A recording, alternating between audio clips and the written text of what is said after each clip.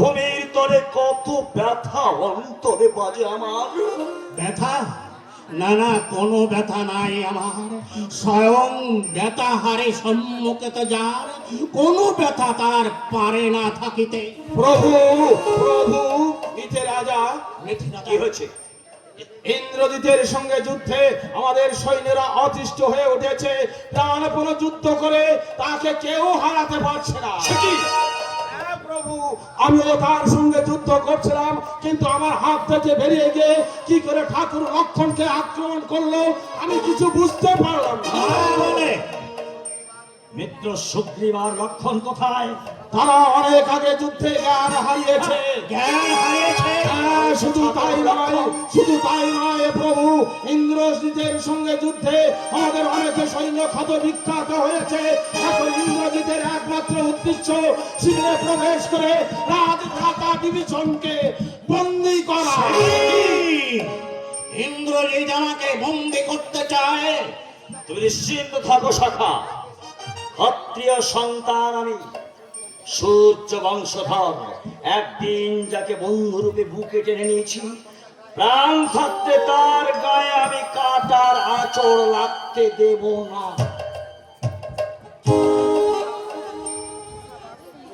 তুমি যাও মারুতি, যুদ্ধে যারা জ্ঞান হারিয়েছে তাদের কানে তুমি রাম নাম দাও, তাহলে দেখবে তারা জ্ঞান ফিরে পাবে। বেশ, আমিও যাচ্ছি, কিন্তু তুমি সুরের মধ্যে খুব সাবধানে থাকবে। রাজভ্রাতা, জয় শ্রীরাম, জয় সীতাপতি রাম, যুদ্ধ যুদ্ধ যুদ্ধ, কি ভীষণ যুদ্ধ হয়েছে আরম্ভ। কতদিনে যুদ্ধের শেষ হবে বুঝিতে না পারি। হায় লঙ্কেশ্বর, একে একে পুত্রগান তব চলে যায় কালের কবলে, তবু কি পিতৃ হৃদয় ওঠে না কাঁদিয়া? তবু তুমি নাহি দেবে শ্রীরামের সীতাকে। দেখি কোথা হতে ভেসে আসে ওই অট্টহাসে, অকস্মাৎ চতুর্থে অন্ধকার হয়ে গেল কেন? ও কি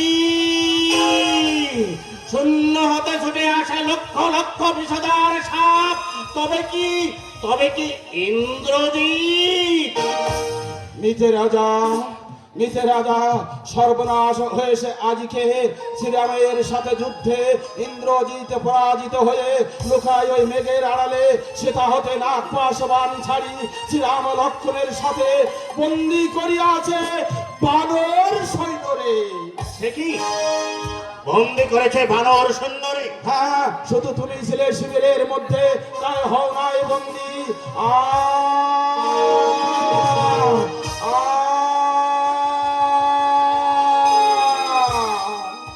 দারুণ নাগের বন্ধনে জ্বলে যায় প্রাণ। মিত্ররাজ, আমি মরি তাতে দুঃখ নাই।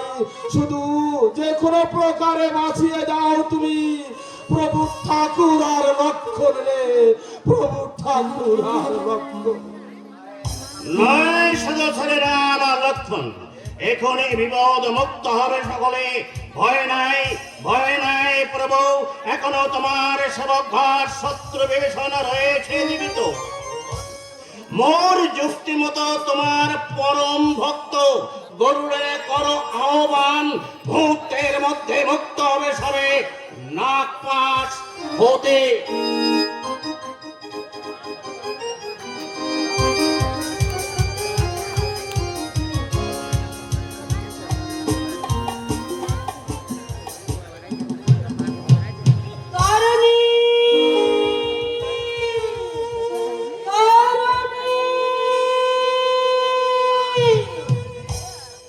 কি হলো সীতা? এত ভোরে তুমি অশোক খাননে কেন এলে? আমার তরুণীকে দেখেছো? আমার তরুণী কোথায়? আমার তরুণী তো এখানে আসেনি। ও আসেনি না?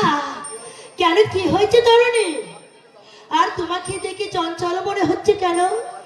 আবার সে এসেছে সীতা, আবার সে এসেছিল। জানো সীতা, আমি তার স্বপ্ন দেখলাম, আবার সেই মান্ডব্য এসেছিলেন, আর আমার তরুণী তার পা থাকলে দাঁড়িয়ে আছে। ও বুঝেছি, স্বপ্নের ঘরে তুমি এত ভোরে এখানে এসেছো। হ্যাঁ, হ্যাঁ, তুমি বলতে পারো সীতা, তুমি আমাকে বলতে পারো মনের স্বপ্ন কি সত্যি হয়? শর্মা, তুমি শান্ত হও বোন। ও কথা মনে করে নিজের মনকে তুমি কষ্ট দিও না বোন। আমি যে কিছুতে শান্ত হতে পারছি না সীতা, সব সময় যেন আমার মনে হয় সেই নিদারুণ অভিশাপ আমার কানে বাজছে। আমি দিশাহারা হয়ে যাই সীতা, আমি তখন দিশাহারা হয়ে যাই। সীতা, ও সীতা, আমার যদি সেই ব্রাহ্মণ আসে আর আমি যদি আমার বুকে রক্ত দিয়ে তার চরণ ধুয়ে দেই, তাহলেও কি আমার তরণী সেই ব্রহ্ম সাপ থেকে মুক্তি পাবে না সীতা? শুধু তুমি কেন শর্মা, আমার যদি সেই ব্রাহ্মণ আসে তাহলে আমার পরমাউ দিয়ে আমি তরণের পরমাউ চেয়ে নেব। সীতা, কিন্তু কোথায় গেল সে? প্রতিদিন ভোরে তো রঘুনাথের জন্য ফুল তুলে নিয়ে আসে, কিন্তু আজ এখনো পর্যন্ত এলো না। কোথায় গেল?